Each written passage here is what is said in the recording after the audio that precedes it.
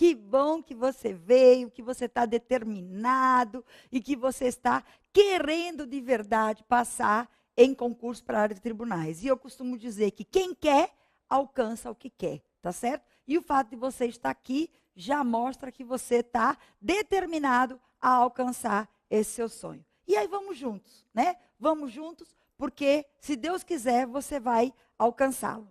Bom, o que a gente vai tratar aqui? Né? Como eu disse no vídeo de apresentação, o nosso assunto é acerca de administração pública, né? Não com foco, claro que o direito administrativo é a base disso, né? Porque o direito administrativo é a base, é o que disciplina todo o funcionamento da administração pública, né? Mas a gente vai focar sobretudo nas reformas, nas ferramentas de administração, que vai necessariamente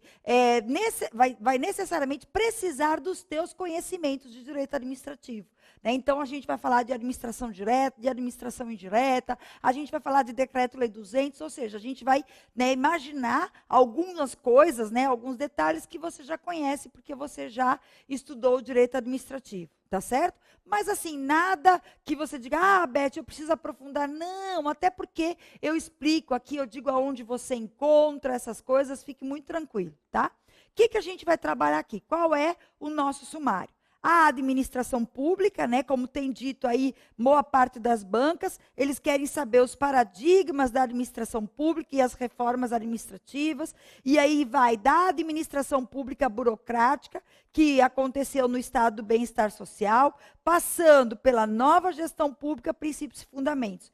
Às vezes, pessoal, tem editais que colocam dessa forma e tem editais que colocam assim, ó, a evolução, deixa até eu escrever, a evolução da administração pública. Aí bota, né, principais reformas.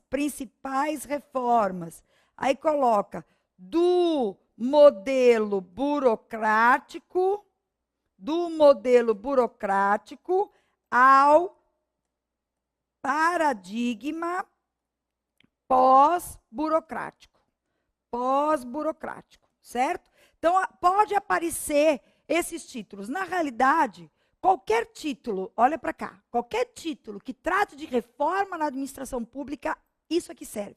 Porque, às vezes, eles colocam do modelo burocrático ao paradigma pós-burocrático, do estado do bem-estar social ao estado neoliberal. Tudo que se referir à evolução da administração pública, nós vamos tratar aqui. Nós vamos falar tanto dos aspectos econômicos, quanto dos aspectos políticos, quanto dos aspectos sociais. E, sobretudo, inserindo isso tudo na gestão. Porque é isso que eles querem. Vocês vão ver as questões de prova. Eles colocam lá a administração burocrática, que é uma forma de gestão, né? Ela atuou fortemente no Estado neoliberal. Eles colocam isso em prova, eles querem que você saiba em que momento, ou que momento o Estado estava vivendo. Qual era o foco econômico, qual era o foco social, quais foram os principais eventos, tanto que eles colocam aqui, do estado do bem-estar social à nova gestão pública, ou seja, aspectos econômicos, sociais, políticos e administrativos. E a gente vai tratar de tudo isso. Você vai ver que a gente vai criar, ter uma metodologiazinha bem simples, que você vai, né, colocar as palavrinhas do bem, tudo naquele contexto, que quando ele falar uma delas, as outras virão na tua cabeça. Já a gente traz isso. Então, quando falar em evolução, principais reformas, você já sabe que nós vamos tratar aqui. Aí eles colocam também a nova gestão pública ou gestão por resultados no setor público. Além disso, eles podem colocar gestão empreendedora, gente. Qualquer um desses títulos serve. Ou gestão por resultados, ou gestão empreendedora. Na realidade, o empreendedor é aquele que busca resultados. E aí existe aí na doutrina, né, alguns autores que falam que a gestão por resultados, né, parte do empreendedorismo dos gestores públicos, que os gestores públicos têm que ter uma visão empreendedora, ou seja, uma visão voltada para a inovação, para implantar ideias novas, para buscar novas ferramentas e se voltar para resultados, né, de forma a atender às necessidades da sociedade. Então, se ele colocar gestão voltada para resultados, a nova gestão pública, né, a administração pública gerencial ou gestão empreendedora, você já sabe que tudo isso nós vamos tratar aqui, né, nesse tópico, tá? Além disso, ele colocou metodologias de gestão, que a gente vai trazer aqui também. As principais metodologias. Às vezes, eles falam, em vez de metodologias de gestão, eles falam em ferramentas de gestão, que é a mesma coisa, métodos. Quer dizer, vamos dizer assim, no dicionário a gente vai encontrar a diferença entre métodos e ferramentas. Mas para efeito de prova de concurso, para a gente é a mesma coisa. Metodologia ou ferramentas de gestão dá no mesmo, tá certo? E aí ele pede, dentro dessas metodologias, que a gente saiba avaliar os programas e projetos públicos, né? E qual é o conceito de indicador. Aí isso tudo está dentro da gestão por resultados. Ou seja, quais são as ferramentas que a gente vai usar para medir esses resultados, que aí ele chamou de metodologias de gestão, né? Ele quer que a gente avalie esses resultados, os resultados voltados para programas e projetos, né? Que a gente é uma linguagem que a gente trata muito na administração pública, né? Programas e projetos, atividades, né? Não tem problema, qualquer uma dessas coisas. Ou processos, ele quer que a gente avalie o que está acontecendo e se aquela política pública efetivamente foi eficiente, eficaz e efetiva. Se aquela política pública trouxe impacto na sociedade, se aquela política pública deu resultado e se aquela política pública foi, né, realizada através da melhor forma de fazer, ou seja, utilizando os melhores métodos de forma que ela seja eficiente. E é isso que ele quer que você saiba. Quais são os conceitos de eficiência, de eficácia, de efetividade, de excelência, de economicidade de execução, que são indicadores tanto de, que a gente chama de esforço, quanto indicadores de resultado, né? Então a gente vai aprender bem direitinho, a gente vai trazer todas, como eu digo, as palavrinhas do bem, para você diferenciar claramente os conceitos de eficiência, de eficácia e de efetividade, porque lá na nossa Constituição, por exemplo, no artigo 37, caput, você lembra lá, né, os princípios da administração pública. Legalidade, impessoalidade, moralidade, publicidade e eficiência. É o tal de LIMP, né? Pois é, aquele conceito de eficiência não é esse conceito de eficiência aqui que a gente aprende. Na verdade, aquele conceito de eficiência, ele engloba a eficiência no sentido estrito. Além disso, engloba a eficácia e a efetividade, ou seja, colocar uma palavra no sentido geral, né, que a gente chama, né, no sentido geral do termo. Mas aqui em prova de concurso, ele quer que você saiba especificamente o que é eficiência, né, no sentido estrito, o que é eficácia e o que é efetividade. Além disso, o que é excelência e o que é economicidade, que vocês aprendem aí quando estudam a Lei 8666, né, que é um princípio aí da compra dos insumos e das matérias-primas, né, comprar, né, com o custo menor, né, mantendo-se a qualidade. Bom, a gente vai ver isso tudo aqui, tá certo? E aí ele quer que a gente avalie os resultados, avalie os programas de governo, né, e quer que a gente conheça aí, né, o que significam essas dimensões aí de resultado. Além disso, hoje a gente diz que esse novo modelo de gestão, ele vem evoluindo para o que a gente chama de nova governança pública. Minha gente, isso é novo, novíssimo, atual, como a gente diz, versão 2015. Versão 2014, eu já dava isso nas aulas de 2014, já falava, mas agora de 2015 tem que estar, porque eles já começaram com algumas questões de prova e esse ano, com certeza, virão aí mais questões. E é esse termo aqui, governança. Quais são os princípios da governança, os fundamentos, o que significa governança pública? E aí entram, né, as diferenças entre governança, governabilidade e accountability. Minha gente, isso é um novo termo na gestão. A gente diz que a administração gerencial, ela evoluiu para esses novos modelos de governança pública. Não é que a gente deixa de falar em administração gerencial, não. Mas a gente coloca um novo foco, que você vai ver aqui, né? Um foco em parceria, em estado virtual, em estado rede, né? Neste novo modelo voltado para PPPs, para OS e para OCIPs. E aí, nesse caso, que é o último assunto que a gente está vendo aqui, flexibilização da ação estatal, PPPs, terceirização, redes, parcerias com organizações da sociedade civil. Esse assunto aqui, ele é muito específico do direito administrativo, né? Normalmente, os professores trabalham isso no direito administrativo, mas não trabalham com a profundidade que eu vou trabalhar aqui, porque eu preciso que você conheça não só esse novo modelo de administração gerencial, esse novo modelo de governança, como você conheça alguns detalhes de como que esse modelo de gestão está funcionando. E aí a gente vai trazer aqui, tá certo? Que é essa parte da flexibilização da ação estatal, né, e das parcerias dentro dessa ideia de Estado-rede, né, dentro desse novo modelo de governança que a gente está trabalhando aqui. Tá certo? E aí termina, porque vocês aí que estão fazendo concurso para tribunais, tem gente que entra a parte de administração geral, né? Mas, especificamente para a parte de eleitoral, né? Normalmente eles colocam só a administração pública, né? E aí não colocam, né, temas ligados à administração geral. Apesar de que nós vamos falar de algumas coisas aqui que estão ligadas às ferramentas de gestão. Então, a gente tem que falar dessas ferramentas, mas vamos falar especificamente das ferramentas que estão sendo usadas na administração pública. Pessoal, isso fervilha na máquina pública. Isso é o que se fala, tá certo? Muitas vezes não é o que se pratica, mas é o que se fala. É o que se fala nos cursos, é o que se fala em concurso, tá certo? Porque a ideia é que, pelo menos, os concurseiros entrem na administração pública com uma nova visão, né, criando e trazendo ideias novas e colocando essas ideias em prática.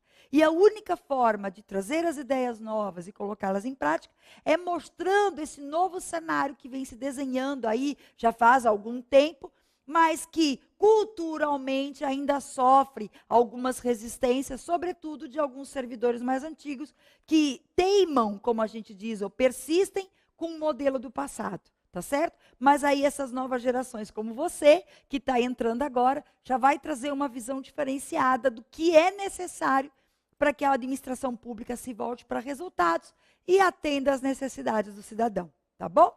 Então, vamos começar agora. Bom, tudo que eu vou... bibliografia, ó. Vamos começar agora? Não, faltou a bibliografia. Deixa eu dizer, você tem escrito aí, né, a bibliografia necessária, né? Aí eu só não estou aqui no meu material, mas no de vocês está escrito. A bibliografia necessária é um livro, né, muito conhecido e muito, né, famoso, que é o livro de Agostinho Paludo. Agostinho Paludo, né? E o título do livro dele, ele tem várias publicações, é Administração Pública. E eu soube que no final do ano passado, que eu não indicava esse livro, parece que estava esgotada a versão de 2013, sei lá, mas parece que tem uma versão nova, tá? Uma versão à administração pública. Ele tem, inclusive, outros livros ligados ao direito financeiro. Não é esse, tá, gente? É a administração pública. Eu acho que é o melhor, tá certo? É o melhor. Aí você diz assim, Beth, tem outros livros que tragam? Tem, né? Você vai ver que às vezes eles indicam em concurso, Matias Pereira, etc, etc. Gente, o que Matias Pereira escreve, o que a Avenato escreve, está aqui, em Agostinho Paludo, tá certo? Então, assim, Agostinho Paludo, ele é um professor lá de Curitiba, eu acho, né? Não sei se ele dá aula para concurso, mas ele escreve muito bem. E ele escreveu esse livro muito na área fiscal, tanto que você vai ver que ele é bem aprofundado, mas você não vai precisar estudar tudo. Vai estudar só alguns capítulos que a gente vai ver aqui agora, né, que é essa questão da evolução, que é essa questão das novas ferramentas, e claro que o livro traz mais coisa, tá bom? Mas você vai focar nisso, né? Aí tem outros livros, aí você faz assim, se você tiver outro livro e que tenha esse tema, você me pergunta pela sua mensagem, que eu te digo se é bom ou se não é, tá? Já digo de cara, eu não gosto de dizer isso no vídeo, mas eu tenho que dizer, né? Eu não gosto, mas tenho que dizer. Eu normalmente respondo na sua mensagem. E Dalberto Chiavenato, que é um dos autores que mais publica na área de administração, ele tem um livro para concurso chamado Administração Geral e Pública. É um livro até grosso, né? Mas que não serve, não presta para nada. Gostou disso? Pelo amor de Deus, senão o cara me processa. Os livros, deixa eu ajeitar, tá? Os livros de Chiavenato são excelentes para concurso. FCC, CESP, ESAF, excelentes. Tanto que essas bancas tiram trechos do livro dele e colocam lá nas questões. Mas esse livro, especificamente, que é chamado de série concurso sintetizado, resumido, que é o que a gente tem muito por aí, livro de concursos na área de administração, bem resumido, que você lê e não consegue responder nada da prova, né? A grande verdade de administração é isso, a grande dificuldade dos alunos é essa, né? É o que acontece com esse livro de Chiavenato, tá certo? Então, ele, apesar de ter muitos assuntos nele, ele resume tantos assuntos que a gente não consegue responder nada, tá bom? Então, assim, toma cuidado com esse livro, que, né, às vezes, o custo-benefício não compensa, né? E aí, como eu disse lá no bloco inicial, vou publicar o meu, né, se Deus quiser, agora no início de 2015, e o meu também está bem detalhado, está com foco nas aulas e tudo, né? Se puder esperar um pouquinho, tudo bem. Se não, aí você diz assim, Beth, mas eu quero estudar só pelo teu material, não quero aprofundar. Joia, tranquilo. É esse o objetivo, tá certo? O objetivo é que a gente forneça para você um material que você consiga estudar, e as dúvidas nós estamos lá, né, nos comunicando, apesar dessa aula virtual, né, a ideia é que a gente esteja juntos, né, como parceiros desse nosso negócio, tá bom? E aí podemos então começar. Pessoal, eu tenho uma dinâmica para ensinar esse assunto, né, que tem a ver com algumas ondinhas, né? Aí você diz, o que são ondinhas? Eu desenho umas ondinhas para mostrar os vários momentos que se sucederam na história do Brasil e até na história do mundo, tá? Essas ondinhas, algumas pessoas não, foi uma pessoa só, uma vez disse, Beth, desenha para gente, né? E eu confesso que eu tento, né? Dei agora para a editora, e a editora vai trazer, e provavelmente meu livro vai ter. Mas eu não tenho essa expertise de desenhar isso no computador, porque realmente é muita informação, tem muita coisa nas ondas. E aí eu vou pedir para você, né, tudo, e outro detalhe, tudo que eu vou escrever na onda está aqui. Não está dentro da onda, porque eu não faço onda, porque é um desenho só, é uma forma gráfica de eu trabalhar, porque eu gosto muito de gráfico, gosto muito de, né, de enxergar as coisas, né? Então, eu acho que isso ajuda, né, objetivamente, a você estudar.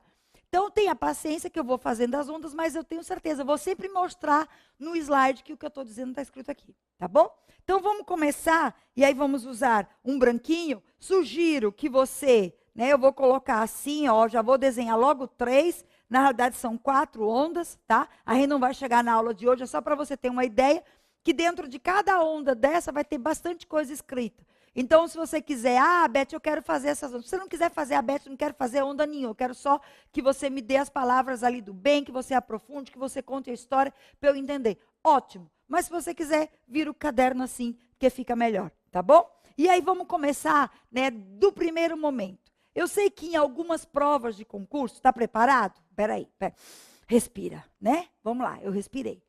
Eu sei que em algumas provas de concurso, eles falam assim, a evolução da administração pública, de 1930 até os dias de hoje, certo? Só que, como aconteceu pela CESP, MPU, ano passado, né? O ano passado retrasado, ele colocou isso no edital, e eu sempre disse, a gente tem que retroagir, a gente tem que voltar no tempo, porque para a gente saber que em 1930 foi implantado um novo modelo de gestão, foi a primeira reforma que aconteceu na administração pública, foi em 30, a gente tem que saber o modelo que tinha antes, porque eles colocam isso em prova. Então, não obstante ele dizer de 1930, a gente tem que saber o que aconteceu em 1930 e antes de 1930, para que a gente possa, daí, dizer, né, quais são as mudanças que aconteceram, tá bom? E é isso que a gente vai fazer agora. A gente vai retroagir, né, peço que você volte para antes de 1930, e nós vamos voltar para o Brasil Colônia, vamos voltar, né, para o Brasil Império, olha como é que a gente foi longe, tá certo? Nós vamos voltar para o nascimento do Estado moderno, né? E aí vamos dizer, né, que o Estado moderno, ele nasceu do ponto de vista econômico, mercantilista. E o que é o mercantilismo? Calma, né? Calma que eu vou explicar. Vem comigo, tá? Cada uma dessas coisas que eu estou escrevendo tem escrito ali, né? E se não tiver, você anota pelo menos esses pontos principais, né? Veja, ele não vai te perguntar que o Estado nasceu mercantilista. Isso não vai. Quando ele disser assim, aqui ele vai perguntar, aí está ok, tá? Isso é só para você construir isso na tua cabeça, para a gente construir isso juntos, tá? Para você entender essa evolução. Do ponto de vista econômico, o Estado moderno, lá nos idos de 1500, século XI, século XII, século XIII, né, o Estado nasceu mercantilista, ou seja, o Estado se voltava para o comércio. o Estado, ele concentrava, né, todas as atividades no comércio. Então, ele buscava para si essa responsabilidade de promover o comércio, de promover a moeda, de ditar quais eram os salários, como que se davam as relações. Nascia aí, politicamente, o que a gente chama de poder monárquico. E o poder monárquico vem exatamente substituir o poder feudal, digamos assim, através dos senhores, aí, dos grandes latifúndios, que vêm assumir o poder e concentrar esse poder em suas mãos, tentando organizar, junto com a burguesia, esse salário, comércio e o desenvolvimento das cidades, certo?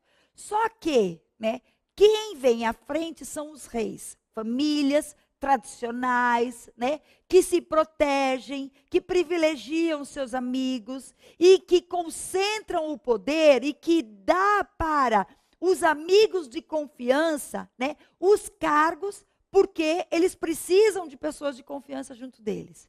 Nasce aí uma forma de gestão típica do Estado monárquico, que se chama uma gestão, e a gente vai colocar administração pública patrimonial. Aí isso cai em concurso. A administração pública patrimonial. E essa administração pública patrimonial, ela não foi assim, digamos assim, ela foi trazida, pelos portugueses para o Brasil, como uma forma de gestão vigente lá e trazida para cá, e que perdurou no Brasil até 1930.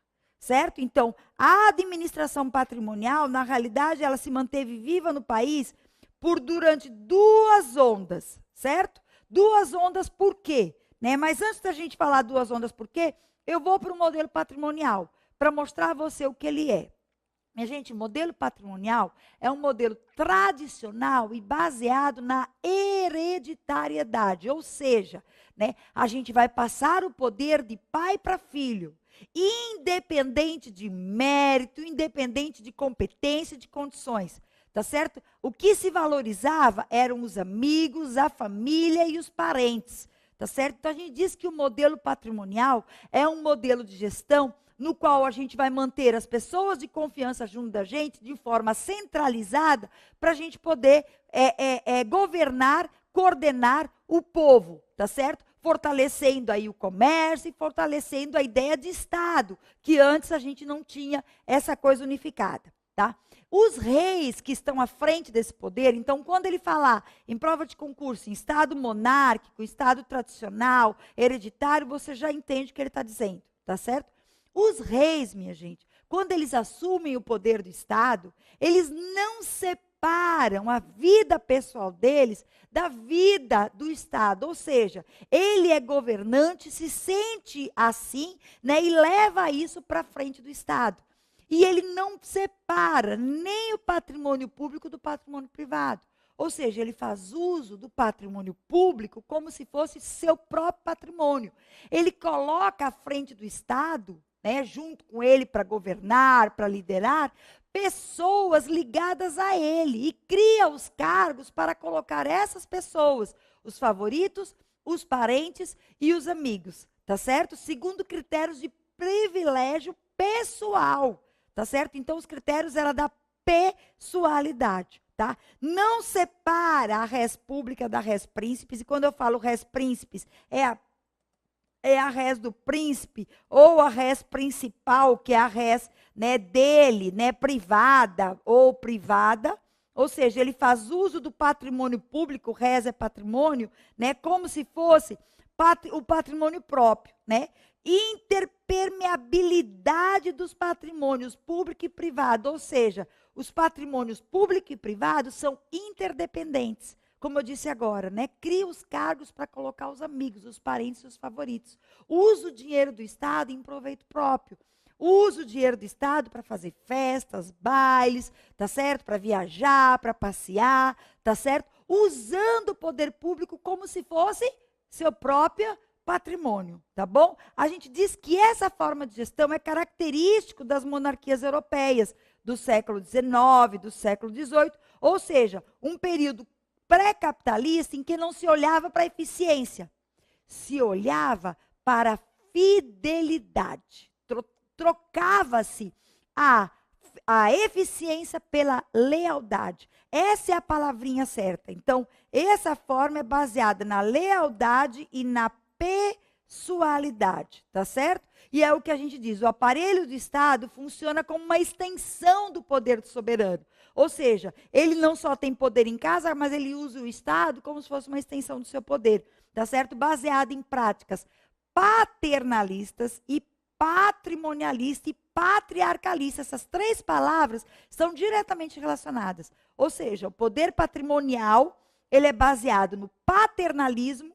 O cara, ou chefe, ou líder, ou monarca, ou rei, ele assume as pessoas como se fossem pais, né? Dando todo o suporte e todo o apoio. Ao mesmo tempo mandando, ele é o patriarca, ele é o dono de tudo, é ele quem dá as ordens, tá certo? Ele que protege ao mesmo tempo que ele diz o que tem que fazer, né? É como se fosse um pai mesmo, por isso que o poder é hereditário, né? Vai passando de pai para filho e aí, né, assume a postura de pai à frente do Estado, tá certo? Como protetor, tá certo? Como eu disse, o poder é hereditário e tradicional e a gente diz que nesse período as pessoas não recebiam salários, as pessoas recebiam prêmios.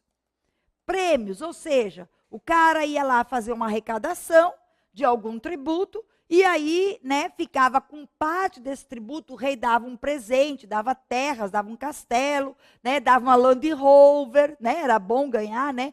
Quer dizer, o rei dava presentes. Presentes que era estar ligado a ele, né, as informações que aquele cara tinha, sem horário de trabalho, porque o princípio é da lealdade, ou seja, trabalhava de manhã, de tarde, de madrugada, ia para casa, dormia durante o dia, tá certo? Trabalhava de acordo com os horários do rei, tá certo? E a gente diz que trabalhar no Estado era uma sinecura. Sabe o que significa sinecura? É um emprego rendoso, sem muito trabalho. Eles não vão te perguntar o que é sinecura, que eles vão usar essa palavrinha.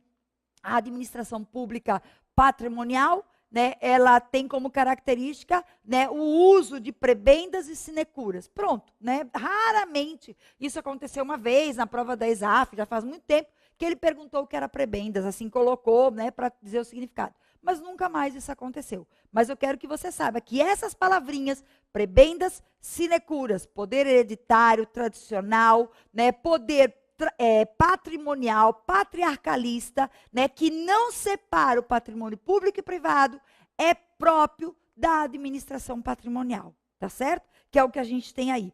Mesmo com a mudança na forma econômica de gerenciar, nós continuamos a ser patrimonial. Como assim, Beth? Vou explicar. O mundo nasce mercantilista do ponto de vista econômico, do ponto de vista político, né? Ele é monárquico e do ponto de vista da gestão, o Estado nasce patrimonial. O que acontece por volta do século XVII, século XVIII, né? Quando a gente começa a viver o início de uma revolução industrial. Essa revolução industrial que se inicia, que tem início na Inglaterra, né? E que depois, né, vai tomar conta da Europa como um todo. E que a gente diz que sai da fase pré-capitalista e vai entrar na fase que a gente vai chamar de capitalista. Ou seja, vai subir a onda, certo? Só que essa fase capitalista, ela tem um marco, as revoluções burguesas. Já ouviu falar disso? Você deve estar dizendo assim, ô Beth, essa é aula de história? Gente, não. Ah, Beth, eu não gosto de história. Já vi gente dizer assim, você vai adorar, você vai amar. Eu dei uma paradinha aqui. Por quê? Porque não é a história, mas são os aspectos que interferem na forma de gestão. E é isso que a gente vai trazer aqui. E com essas ondinhas, gente, vocês vão ter ideia do que acontece assim de forma sistêmica. Não aquelas coisas isoladas que a gente aprendeu na escola, mas agora de uma forma sistêmica. Pode ter certeza que quando a gente terminar as nossas aulas, você vai dizer, entendi tudo. Se Deus quiser, você vai me dizer, manda lá na sua mensagem. Beth, eu entendi, ou então não entendi. Me explica de novo, que aí eu explico, tá bom? Mas vamos entender. Nós saímos de uma fase pré-capitalista, no qual a gente atuava muito mais com a lealdade aos reis do que, né, com a eficiência. Né? Era o início, né, do nascimento das cidades e tal, e esse desenvolvimento fez com que os burgueses crescessem, se desenvolvessem e criassem as indústrias. Iniciamos uma fase pré-industrial, né, no qual se sente a necessidade de eficiência, tá certo? E aí é que começa a nascer o que a gente chama de fase capitalista. E essa fase capitalista, ela tem um marco. E esse marco acontece com as revoluções burguesas, voltando, né, para onde a gente tinha parado. Só que falar das revoluções burguesas e dessa nova onda, nós vamos falar no próximo bloco. Já, já.